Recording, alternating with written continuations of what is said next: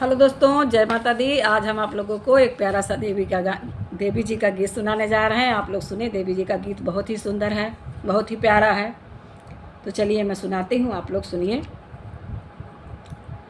नव दिन मैया के बहार हो, नव दिन मैया के बहार हो, आवई भगतन के घरवा। नव दिन मैया के बहार हो, आवई भगतन के घरवा। भगतन के घरवा आवई सेवकन के घरवा, भगतन के घरवा आवई सेवकन के घरवा। नव दिन मैया के बहार हो, आवई भगतन के घरवा। नव दिन मैया के बहार हो, आवई भगतन के घरवा।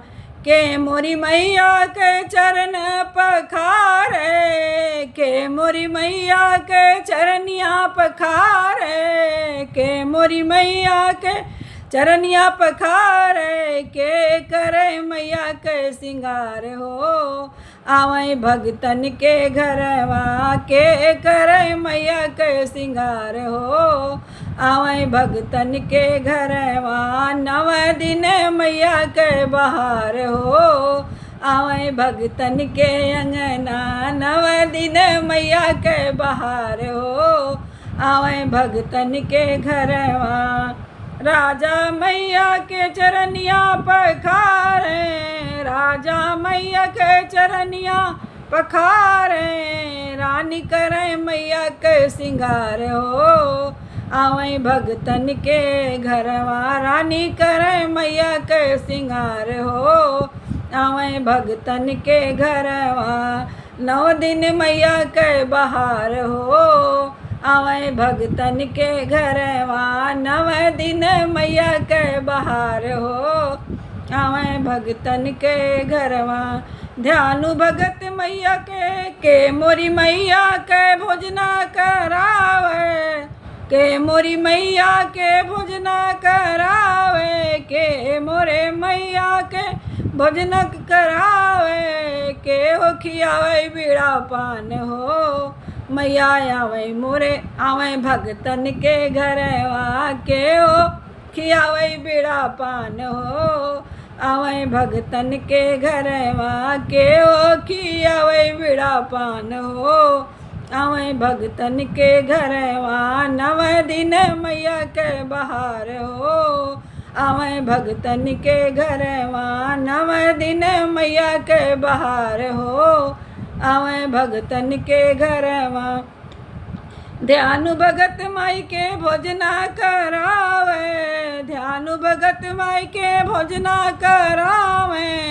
बरई खियावे मुख पान हो, आवई भगतन के घरवा। बरई खियावे मुख पान हो, आवई भगतन के घरवा। नव दिन मैया के बहार हो, आवई भगतन के घरवा। नव दिन मैया के बहार हो, आवई भगतन के घरवा। के मैया के चरनिया दबावे, के मोरी मैया के चरनिया दबावे। के मोरी मैया के चरनिया दबावे।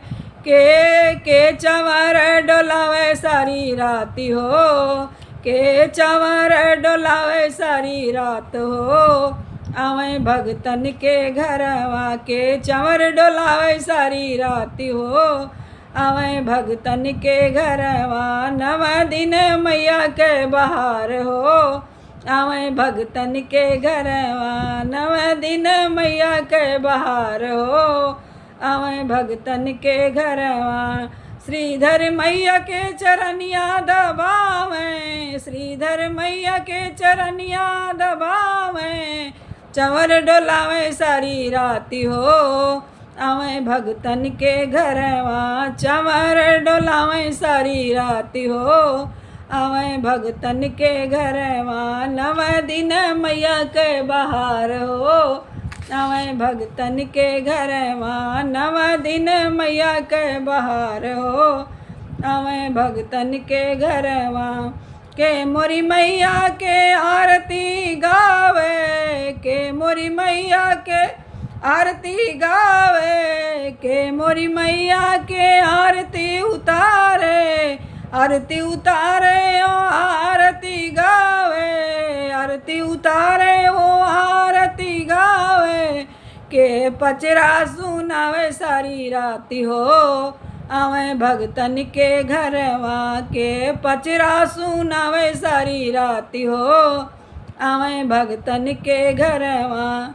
नव दिन मैया के बहार हो, आवे भगतन के घरवा, नव दिन मैया के बहार हो, आवे भगतन के घरवा।